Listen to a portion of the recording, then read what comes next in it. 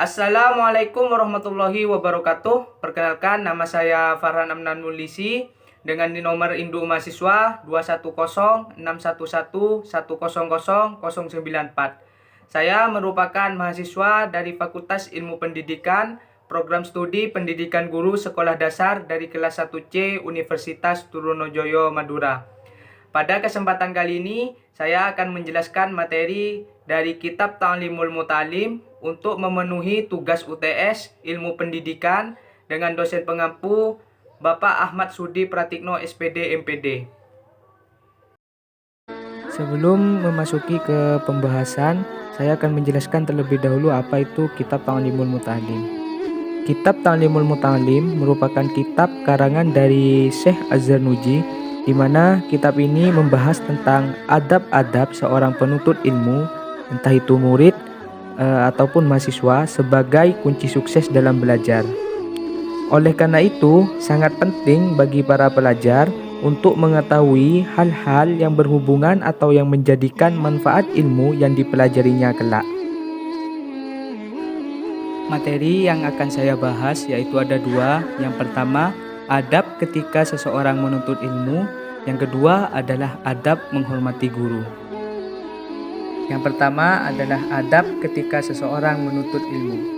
Adab ketika seseorang menuntut ilmu ada beberapa. Yang pertama yaitu sebelum masuk ke dalam suatu majelis atau tempat menuntut ilmu.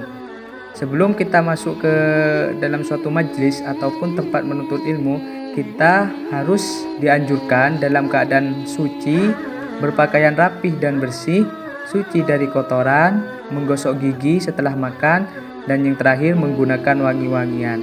Karena jika seorang pelajar dalam keadaan rapi, maka guru akan senang dan menunjang lancarnya suatu proses pembelajaran. Berikutnya adalah adab ketika seorang pelajar berada di dalam kelas. Ada beberapa adab ketika seseorang pelajar berada di dalam kelas. Yang pertama yaitu tidak terlambat. Sangat dianjurkan seorang pelajar tidak ada yang terlambat agar tidak ketinggalan dalam pembelajaran. Yang kedua adalah harus tenang tanpa ada keramaian atau jangan berisik. Saat berada di dalam kelas, seorang pelajar harus tenang tanpa ada keramaian. Yang ketiga, menghadap guru. Ketika guru memulai pembelajaran, maka seorang pelajar harus tenang dan menghadap guru untuk memperlancar interaksi dan komunikasi antara guru dengan siswa. Yang keempat adalah mencatat materi yang diberikan oleh guru. Sebaiknya pelajaran yang telah diberikan harus kita catat setelah diulang beberapa kali dan disimpulkan. Dengan mencatat dapat mengingat kembali suatu pembelajaran yang diberikan. Janganlah menulis suatu pelajaran yang belum jelas atau belum paham, sebab yang demikian itu hanya akan menumpulkan otak dan menghilangkan kecerdasan, serta menyanyiakan waktu saja. Jika ada pembelajaran yang kurang dipahami, harus ditanyakan.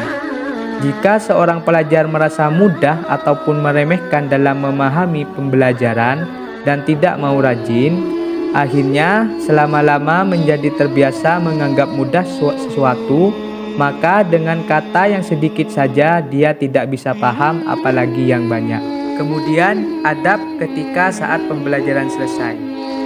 Adab saat pembelajaran selesai yaitu seorang pelajar membaca kembali pembelajaran yang diberikan agar mudah diingat dan diresap oleh hati.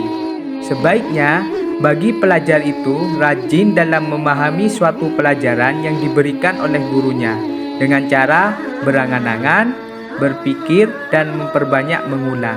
Karena meskipun pelajaran atau pengajian yang diberikan hanya sedikit, tetapi mau mengulang sampai beberapa kali, sudah tentu pelajaran tersebut dapat melekat dan benar-benar bisa dipahami. Materi yang kedua adalah adab menghormati guru. Seorang pelajar, kita harus memiliki sikap sopan sesama teman maupun guru dan memiliki budi pekerti luhur. Ada beberapa cara untuk kita menghormati atau memuliakan guru. Yang pertama ialah jangan berjalan di depannya. Yang kedua, jangan duduk di tempat duduknya.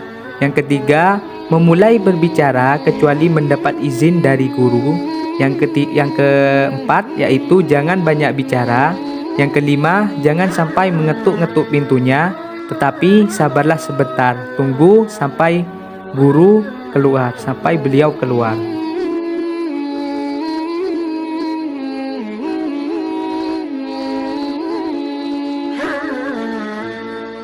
Demikian materi yang saya bahas, semoga bisa bermanfaat dan bisa berguna.